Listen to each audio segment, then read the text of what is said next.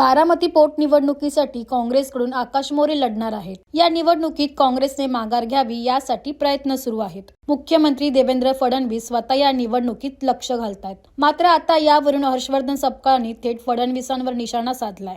तसेच आमची लढाई भाजपच्या गुंडगिरी आणि लोकशाही वाचवण्यासाठी आम्ही बारामती आणि राहुरीत उमेदवार दिल्याचं सपकाळ म्हणालेत। लोकशाही वाचवण्याच्या अनुषंगानं आणि भारतीय जनता पक्षाच्या गुंडागर्दीच्या विरोधात काँग्रेसने बारामती या ठिकाणी उमेदवार दिलेला आहे।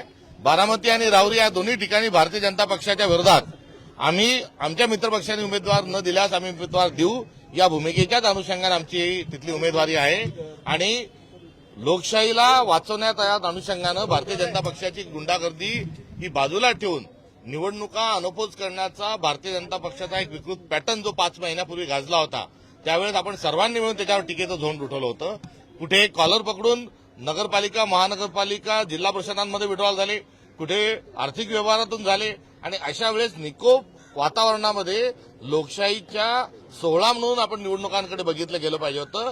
ही जी भूमिका होती त्याच भूमिकेवर आम्ही आज ठाम आहोत।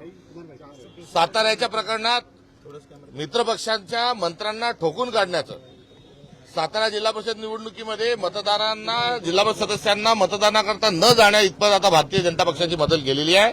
त्यामुळे आमची ही लढाई लोकशाहीच्या अनुषंगाने आहे आणि या सर्व निवडणुकीच्या अनुषंगानं एवढा आग्रह हे मुख्यमंत्री महोदय धरताना दिसतात आहे।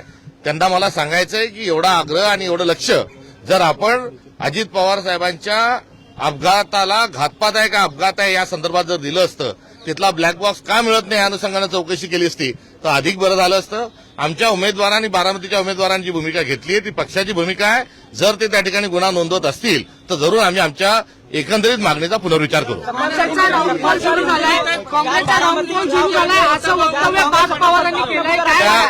त्यांच्या वक्तव्यावर कुठेही जास्ती बोलण्याची आवश्यकता नाही, कारण हा थेट आता परिपक्वतेच्या अनुषंगानं, प्रगल्भतेच्या अनुषंगानं हा मुद्दा स्थिरावला आहे।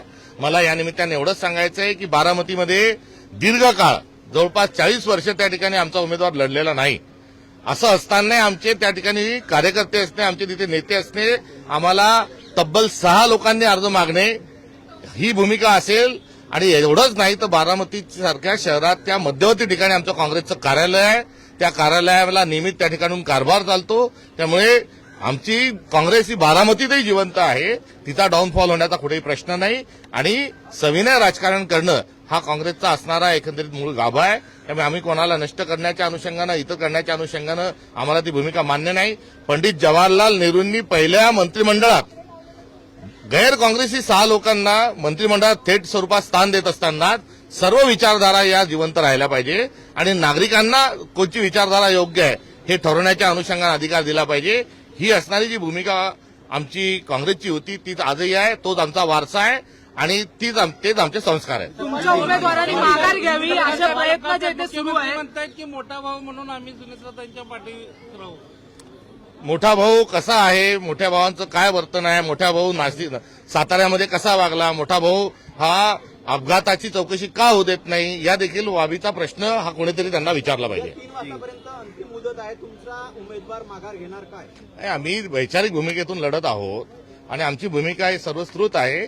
आम्ही लोकशाहीच्या अनुषंगाने पुढे चाललेलो आहोत।